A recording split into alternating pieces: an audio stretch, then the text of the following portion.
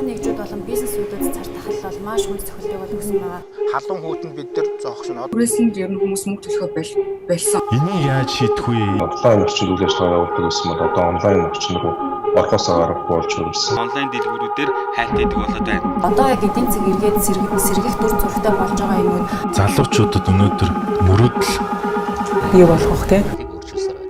Гэхдээ үүнээс хамгийн гайхалтай хөгжиж байгаа нь онлайн худалдаа. цахим худалдаа Онлайн цахим худалдаа. цахим худалдаа. Ичвэж худалдаа. Цахим худалдаа. Онлайн дэлгүүрүүд Онлайн худалдааг эрчтэй хөгжүүлэх зүйл бол зарыг